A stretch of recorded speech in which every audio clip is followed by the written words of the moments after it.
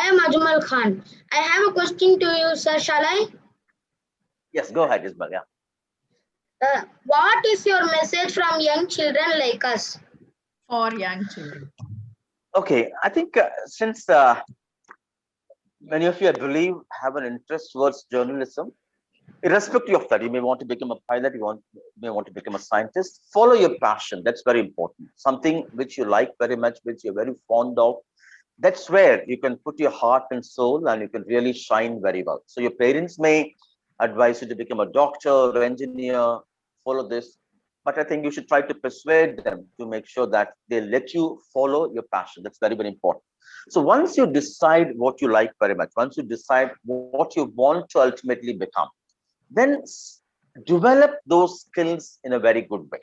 Say, for example, if you want to become a journalist, you may want to write well, you may want to speak well, because these are essential qualities to be a journalist. If you want to become a print media journalist, you should be able to write well, write in a crisp way. If you want to become a television journalist, you should be able to speak very well. If you want to be a kind of a new media journalist, then you have to write well, but also have the talent of writing in a very crisp way, because social media is all about telling the story in a very, very crisp way, using very few words. Say, for example, if you want to convey your news on Twitter, you should be able to tell that message in 164 letters. So identify what is your interest area, what do you want to become. Then identify what are the key skills you may have to develop to fulfill that. Then start from a young age right away to develop those skills. Say, for example, if you want to become a journalist, now you have made the first step right. You've taken the right step to involve yourself in the process of interviewing somebody. So this is a great example of trying to do things which you want to ultimately become. Then you can probably write about things, write about a person, write about an issue in your city. Maybe somebody is doing a good social work during this pandemic. Somebody is feeding the dogs. Somebody is doing a great job restoring lakes and ponds in Chennai. Try to meet them, try to film them, try to take pictures of their work, try to write about them. How would you write if it's for a newspaper? How would you interview that person if it's for a television? How would you tell the same story if you have to tell that on Facebook or on Twitter? So develop these portfolios.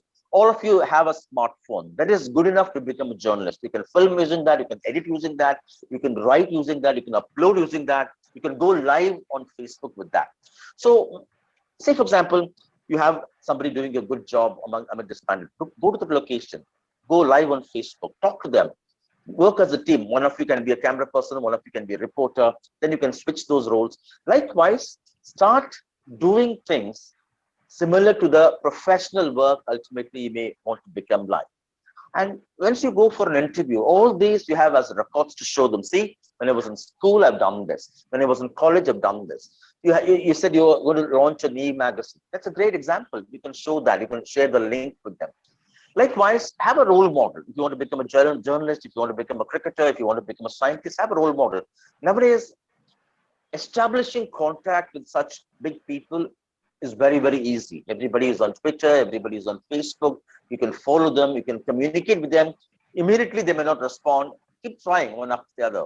It may ultimately work. So create opportunities and make sure you are able to showcase your talent relevant to your work ultimately in a simple way. Start a YouTube channel which can have a collection of your interviews, collection of your reports.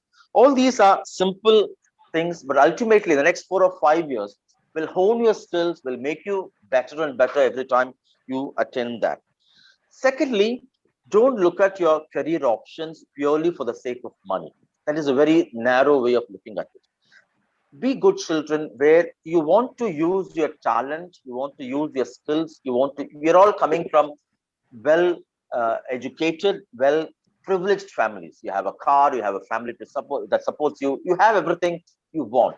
Think of other people who do not have these as well. Even as students, even as children, you don't have to wait for you to start earning something to be able to share.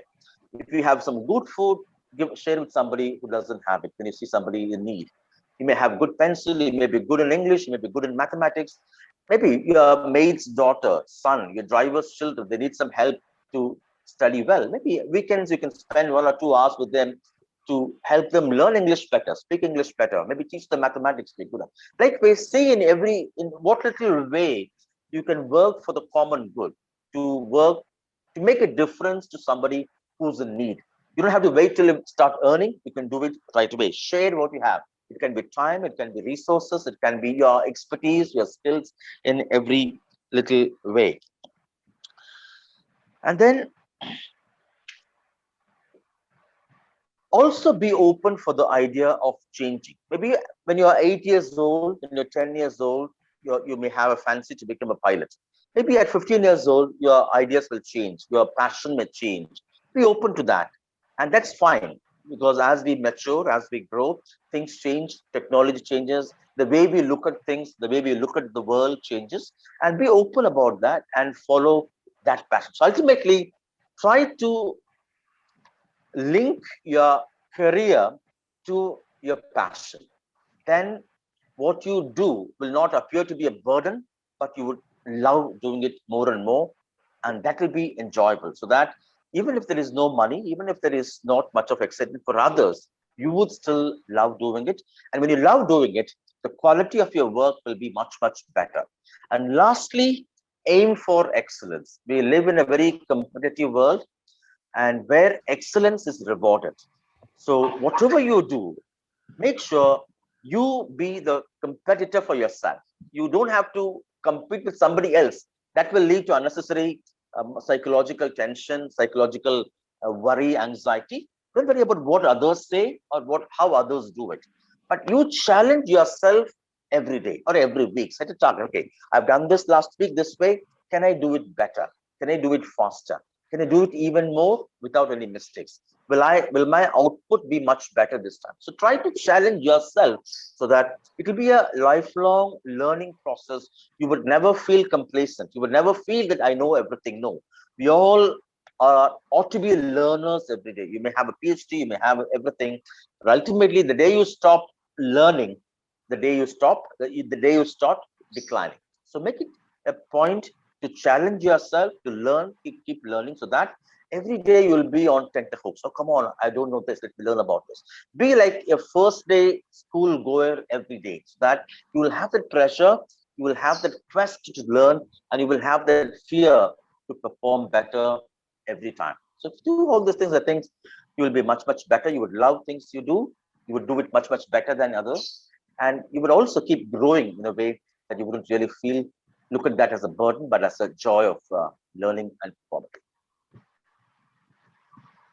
Thank you, sir. Thank you for valuable mission.